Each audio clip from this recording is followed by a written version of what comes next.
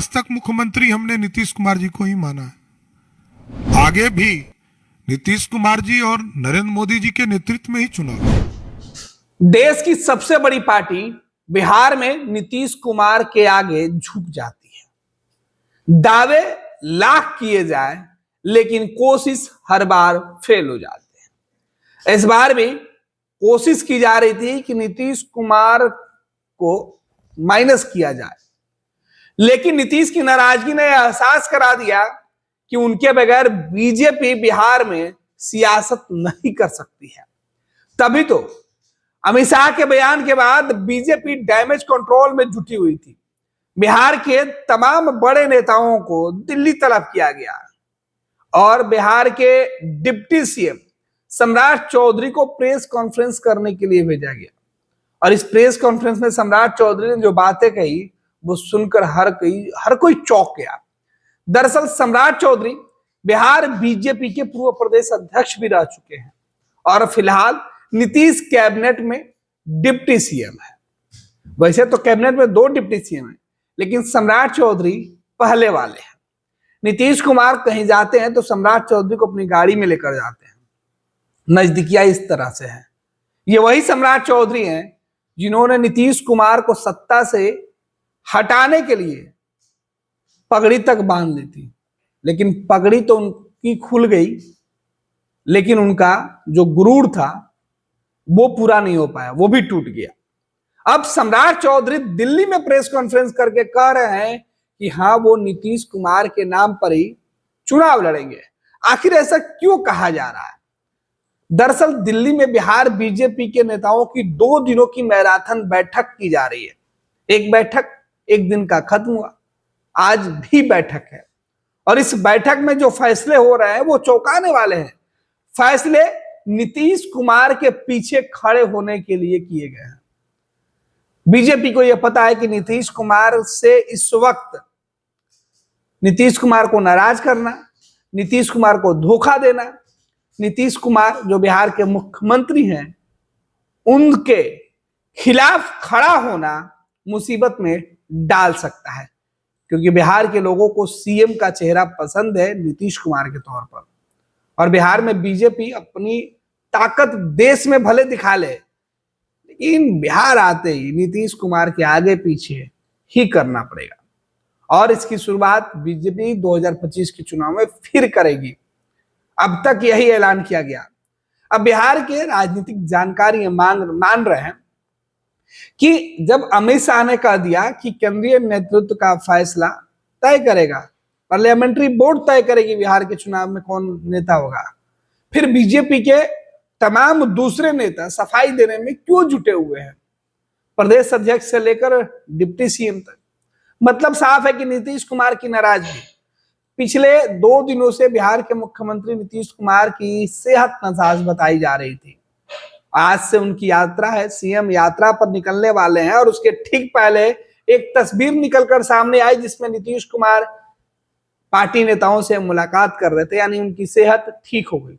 संयोग कहे या प्रयोग कहे, ये तब तस्वीर निकलकर सामने आई जब दिल्ली में सम्राट चौधरी बजाबता पार्टी दफ्तर में प्रेस कॉन्फ्रेंस करके कह रहे हैं कि हम तो नीतीश कुमार के नेतृत्व में ही चुनाव लड़ेंगे।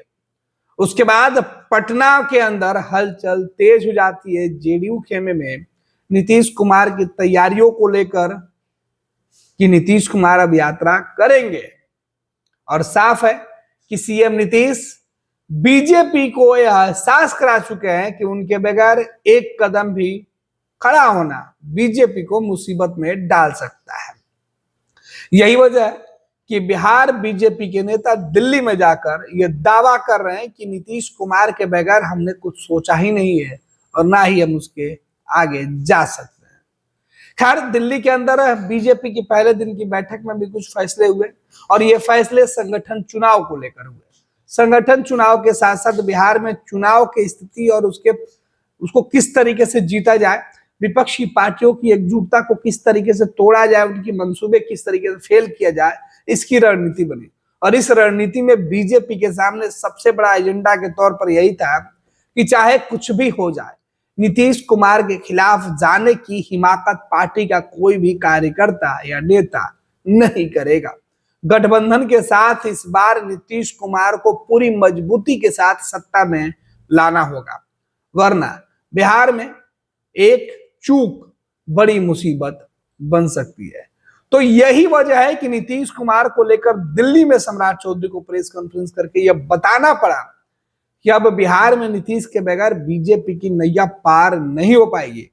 इधर सियासत में कई तरीके के चर्चे भी किए जा रहे हैं। दरअसल मुख्यमंत्री नीतीश कुमार की आज से जो यात्रा होने वाली है, प्रगति यात्रा, उसकी तैयारी पिछले कई दिनों से की जा रही थी। मुख्यमंत्री आज महात्मा गांधी के कर्मभूमि वाले इलाके और उसके आसपास के इलाकों से अपनी यात्रा की शुरुआत करेंगे। महिलाओं के उत्थान और महिलाओं की समस्या से रूबरू होंगे सीएम। महिलाओं से मुलाकात करके उनसे बिहार के वर्तमान स्थिति का जायजा लेंगे, अधिकारियों से बातचीत करेंगे और सरकार और सिस्टम के अंदर की जो कमियां हैं उसका निरीक्षण करेंगे, उसे दूर करने का सीधे तौर पे फैसला लेंगे। इसलिए मुख्यमंत्री नीतीश कुमार की यह यात्रा काफी महत्वपूर्ण बताई जा रही है। सरकारी यात्रा है, लेकिन इस यात्रा को लेकर विपक्ष के द्वारा लगातार सवाल भी उठाया जा रहा है कि सीएम नीतीश कुमार पिछली यात्राओं में जब वो करोड़ों रुपए खर्च करके यात्रा किए थे तो उसका रिजल्ट क्या हुआ। मुख्यमंत्री अपने जनता दरबार में आए हुए लोगों की फरियादें जो सुनते हैं, उस फरियादों पर क्या कुछ असर होता है। विपक्ष के नेता तेजस्वी यादव ने तो नीतीश कुमार की इस यात्रा पर सीधे तौर पे कहा है कि मुख्यमंत्री करोड़ों रुपए केवल यात्रा में अधिकारियों के बीच जो है वो बंदर बाट करवाने के लिए इस तरीके की यात्रा और उसके लिए पैसे बर्बाद कर रहे हैं। खैर, मुख्यमंत्री नीतीश कुमार की यात्रा को लेकर जहां एक तरफ विपक्ष सवाल उठा रहा है, वहीं पूरे एनडीए गठबंधन के लिए सीएम की यात्रा महत्वपूर्ण है। तमाम जगहों पर पार्टी के साथ साथ गठबंधन के नेताओं को कहा गया है कि वो इस यात्रा में बढ़ चढ़कर हिस्सा ले, लोगों से मिले और सीएम की यात्रा को सफल करने के लिए इलाके में मौजूद रहे। इधर मुख्यमंत्री नीतीश कुमार की यात्रा को लेकर बीजेपी के अंदर जो मैसेज है वो क्लियर कर दिया गया। दिल्ली में बैठे नेताओं ने साफ कर दिया कि जो जंबो जेट फौज बीजेपी की है वो नीतीश कुमार के पीछे खड़ी होकर उनकी ताकत बढ़ाने का काम करेगा। तो जाहिर सी बात है कि बिहार के मुख्यमंत्री नीतीश कुमार के आगे बीजेपी हर दफे नीतीश से आगे जाकर लकीर खींचने की कोशिश करती है, लेकिन वो लकीर नीतीश के राजनीतिक कद के आगे हर बार छोटी पड़ती हुई दिखाई पड़ती है। खैर, बिहार में जिस तरीके से सम्राट चौधरी ने प्रेस कॉन्फ्रेंस करके यह साफ कर दिया कि बिहार में तो नीतीश ही रहेंगे और नीतीश के नाम के सहारे ही चुनाव लड़ना है, चुनाव जीतना है और मुख्यमंत्री नीतीश को बनाना है, यानी साफ है कि आने वाले चुनाव में बीजेपी ने जिस तरीके से तैयारी की है उसमें अब नीतीश कुमार के अलावा उनके पास कोई वैकल्पिक रास्ता नहीं और ना ही कोई विकल्प बचा है।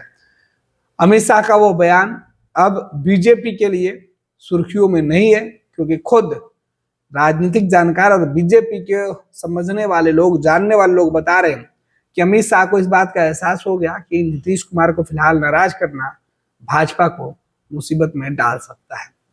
यही वजह है कि अमित शाह के इशारों पर डैमेज कंट्रोल करने के लिए बिहार के नेताओं को सीधे तौर पर नीतीश का गुणगान करने के लिए मैदान में उतार दिया गया है। अब देखना है इसका नतीजा क्या कुछ होता है।